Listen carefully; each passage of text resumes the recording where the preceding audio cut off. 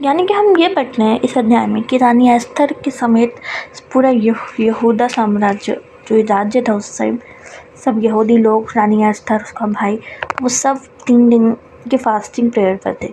इसीलिए कि केवल सिर्फ वो लोग नहीं बल्कि पूरी कम्युनिटी जो थी उस टाइम यहूदियों की, वो सब बचाए जाए। अगर वो चाहती खुद को बचाना तो fasting is not important in that time. वो सिर्फ प्रार्थना करके अपने आप को बचा सकती थी। लेकिन जैसे कि मैंने बताया कि वो सिर्फ एक रानी नहीं थी, वो परमेश्वर की एक बेटी भी थी जो परमेश्वर का भय मानती थी, जिनके हृदय में प्रजा के लिए, अपनों के लिए नम्रता थी, kindness to all of people के लिए थी। तो उन्होंने सिर्फ अपने आप को नहीं बल्कि पूरे राज्य को बचाया। जब राजा को हामान के इन सब चीज़ों के बारे में पता चला तो राजा ने, जो बहुत क्रोधित था, सबको उस समय हामान को फांसी का जो ऐलान किया और उसको खंभे पर लटका दिया गया। और इसके बाद गुस्सा ठंडा हो गया। आज का जो वचन का पर्सपेक्टिव था वो हमारा यही था कि हम सोचते हैं कि एक की प्रार्थना करने से क्या होगा, लेकिन बहुत कुछ हो सकता है। रानी एस्थर ने अकेले उपवास के द्वारा प्रार्थना की और परमेश्वर ने उनकी प्रार्थना के द्वारा उस राज्य को सेव किया। So now we have to pray for the person, I repeat my words, we have to pray for the person who are fight against to the entire government for our basic education rights। तो हमें प्रभु से प्रार्थना करनी है कि प्रभु आप उस व्यक्ति की सहायता करें।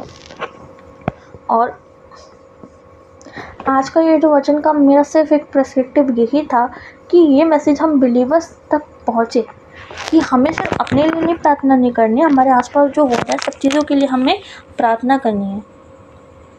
क्योंकि हम क्रिश्चियन यूथ है, परमेश्वर हमारे साथ है। वी ऑल नो कि परमेश्वर हमारी सहायता करता है, परमेश्वर हमारे साथ है, वो हमें हर बुरी चीज़ से बचाता है। But about the youth that does not know about the God, the glory of God। तो हमें सबको प्रार्थना में लेकर चलना है, हमें सबके लिए प्रार्थना करनी है। No matter that person is our neighbour, the person is our enemy, no matter, हमें अपने आसपास वालों की प्रार्थना करनी है। क्योंकि प्रभु कहता है कि अगर तुम्हारी ओर से पृथ्वी पर एक भी जान बचाई जाती तो स्वर्ग में आनंद मनाया जाता।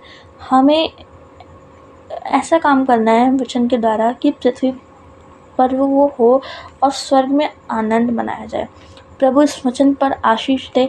आप सभी इसको ज़्यादा से ज़्यादा बिलीवर तक इस वचन को, इस मैसेज को शेयर करें, ताकि वो लोग भी प्रेयर करें इस टॉपिक पर। क्योंकि एजुकेशनल हम सबका बेसिक राइट है और हम वचन भी परमेश्वर के अनुग्रह के कारण तब सीखते हैं बोलना, पढ़ना, जब हमें बेसिक सी चीज़ें पढ़नी आती है, हिंदी लैंग्वेज पढ़नी आती है हमें।